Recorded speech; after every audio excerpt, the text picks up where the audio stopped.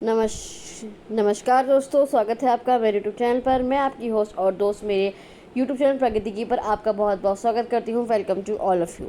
आज के न्यूज़पेपर में कई दिनों से स्कूलों के विलय करने की खबर आ रही है, तो आज भी खबर आई है कि रास्ता साफ हो चुका है, अब स्कूलों का विलय होना तय है। तो शुरू करते हैं ये वीडियो। तो इसमें आपको मैं बताऊँ कि क्या क्या चल रहा है, कौन सी याचिका हाईकोर्ट में दाखिल की गई थी और कौन सी खारिज हो चुकी है। तो क्या उत्तर प्रदेश के हज़ारों सरकारी स्कूल बंद हो जाएंगे? जी हाँ, सरकारी स्कूल बंद हो जाएंगे, क्योंकि इलाहाबाद हाईकोर्ट ने स्कूल विलय को चुनौती देने वाली सभी याचिकाएं खारिज कर दी हैं। जी हाँ, खारिज कर दी हैं। लेकिन सवाल यह बाकी है कि क्या ये जो फैसला है वो जो बच्चों के लिए है वो सही है, उनके भविष्य के लिए सही है, या इसका भी प्राइवेटाइजेशन होने वाला है शिक्षा का भी। जैसे अब यूपीपीसीएल का प्राइवेटाइजेशन होने वाला है, ऐसे ही शिक्षा का भी इंटीग्रेशन हो जाएगा। तो इस वीडियो में हम पूरी जानकारी जानेंगे। सबसे पहले बात करते हैं कि सरकार की क्या योजना है। तो उत्तर प्रदेश में जिन स्कूलों में 10 से भी कम बच्चे हैं, जी हाँ, ऐसे प्राथमिक स्कूल जिनमें 10 से भी कम बच्चे हैं, सरकार का ये कहना है कि इन स्कूल ये संस्कार ऐसे स्कूल जो है संसाधनों की बर्बादी है। मतलब इन स्कूलों का कोई यूज़ नहीं हो रहा है, क्योंकि इन स्कूलों में 4-5 बच्चे हैं और केवल एक या 2 टीचर हैं। इसलिए सरकार ने तय किया कि ऐसे स्कूलों को पास के स्कूलों में मर्ज किया जाएगा। जिन प्राइवेट स्कूलों में अच्छे बच्चे हैं उनमें मर्ज किया जाएगा सरकारी स्कूलों के बच्चे को। उससे उन्हें क्या मिलेगा? जो सरकारी बच्चे होंगे उन्हें बेहतर भवन मिलेगा, उनमें अधिक शिक्षक होंगे और उनकी पढ़ाई में सुधार भी आएगा, ऐसा उनका दावा है। और ये मत समझिए कि जिन स्कूलों को बंद किया जाएगा वहाँ पे जो है प्री प्राइमरी स्कूल जो बाल वाटिकाएँ हैं वहाँ पर खोली जाएंगी, जिन स्कूलों को बंद किया जाएगा।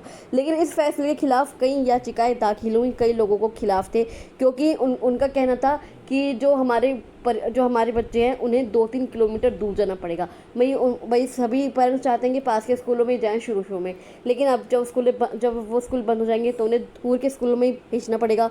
तो ऐसे बच्चों को 2-3 किलोमीटर दूर जाना पड़ेगा, और जिनके कारण भाई ये एक रिस्की मामला भी हो सकता है कि छोटे बच्चों को दूर भेजना। साथ ही याचिकाकर्ताओं ने ये दावा किया है कि ये आरटीई का उल्लंघन है, शिक्षा का अधिकार कानून का उल्लंघन है, जिसके अनुसार 1 किलोमीटर के दायरे में स्कूल होना ज़रूरी है। कोर्ट में यह भी कहा गया कि सरकार ने कोई सर्वे नहीं किया, ऐसे ही स्कूलों को विलय करने की प्राथमिकता दे दी कि किन बच्चों पर क्या असर पड़ेगा, और उन्होंने कोई इस बात में सर्वे नहीं किया। लेकिन कोर्ट ने एक कड़ा स्टैंड लिया। हाईकोर्ट ने क्या कहा कि अगर स्कूलों में छात्र ही नहीं हैं, तो जो स्कूल में संसाधन है उनका इस्तेमाल कैसे होगा। और कोर्ट ने ये भी पूछा कि क्या हम 4-5 बच्चों के लिए क्या एक स्कूल से चलाएंगे? ऐसे तो कितने स्कूल हो जाएंगे कि अगर 4-5 बच्चों के लिए एक स्कूल चलाएंगे तो। लेकिन कोर्ट ने एक याचिकाकर्ता पर 1 लाख का जुर्माना भी लगाया और कहा कि सरकार को बच्चों के हितों में पूरा फैसला लेने का पूरा अधिकार है। उन्होंने ये सारी याचिकाएं खारिज कर दी हैं कि स्कूलों के विलय का रास्ता साफ हो गया। अब सरकार भले ही सुधार बता रही हो, लेकिन ज़मीनी स्तर पर शिक्षक जो संगठनों में वो आक्रोश है। कई जिलों में NSUI और शिक्षक यूनियन ने प्रदर्शन किए और कहा ये बच्चों की पढ़ाई नहीं, शिक्षा का निजीकरण है। उनका आरोप है कि जो सरकार है उनका कहना है कि जो सरकार है वो ये चाहती है कि सरकारी स्कूल बंद हो जाएं, सरकारी स्कूलों को ख़त्म कर निजी स्कूलों को बढ़ावा दे रही है, प्राइवेट स्कूलों को बढ़ावा दे रही है। लेकिन उनका कहना यह है कि अगर गवर्नमेंट स्कूल बंद हो जाएंगे तो जो गरीब परिवार के बच्चे हैं उनका क्या होगा? भाई वो उतनी फ़ीस कैसे दे पाएंगे? उनका ये दावा है कि ये गलत हो रहा है।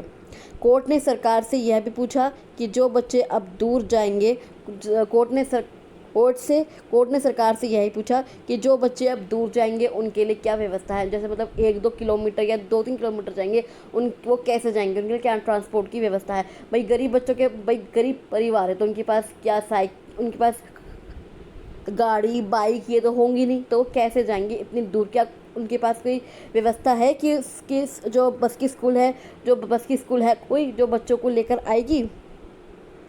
क्योंकि एक 6 साल के बच्चे को 3 किलोमीटर भेजना सिर्फ किताबों का सवाल नहीं है,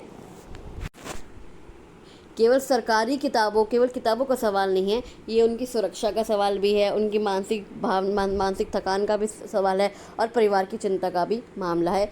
क्या हर गांव में एक बाल वाटिका सफल होगी? क्या शिक्षक वहां भेजे जाएंगे?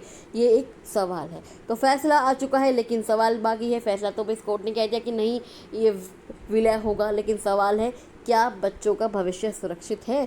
क्या सरकार की योजना सही दिशा में जा रही है या फिर गरीबी की शिक्षा को धीरे धीरे किनारे किया जा रहा है? आपकी क्या राय है? क्या ये निर्णय सही है? नीचे कमेंट करके ज़रूर बताइएगा।